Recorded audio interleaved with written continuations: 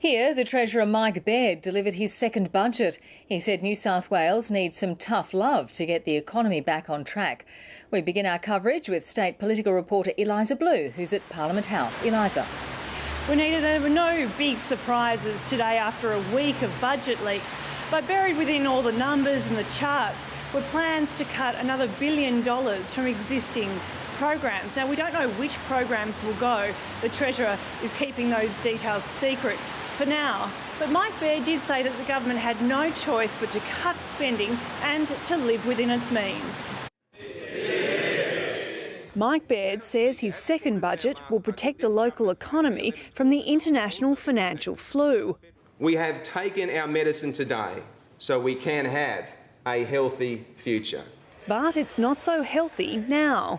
The state's finances are in the red. The deficit is expected to blow out to $824 million. Revenue has fallen sharply. Households are saving more and spending less, and that's led to a drop in GST earnings. Stamp duty revenue has also fallen, so it's time for some belt tightening. What this package is about is bringing the state back to live within its means. It'll do that by cutting spending. 10,000 public sector workers face the axe, saving about $2 billion. The Treasurer will also cut $1 billion from existing programs. He just won't say where. The programs have gone across the agencies. The individual ministers will make the announcements as those programs come to an end. I've never heard of any budget that announces a spending cut of that magnitude and fails to identify where those savings are going to be made. The government is also selling Port Kembla Shipping Terminal, which, along with Port Botany, will deliver $2.5 billion. Those cuts will fund the budget sweeteners. The centrepiece will be a housing package aimed at stimulating the construction sector. There'll be more nurses and police.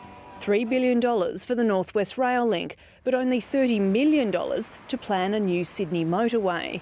The state government will commit $1.5 billion to the Pacific Highway, which means the road upgrade won't be completed by the 2016 deadline. The opposition says it's a budget built on broken promises. The people of New South Wales can't take Barry O'Farrell at his word. Somebody who says during an election campaign emphatically, I need more public servants, not less. It's a steady-as-she-goes budget which reins in costs, targets spending cuts and invests in infrastructure. The Premier says he's getting on with the job.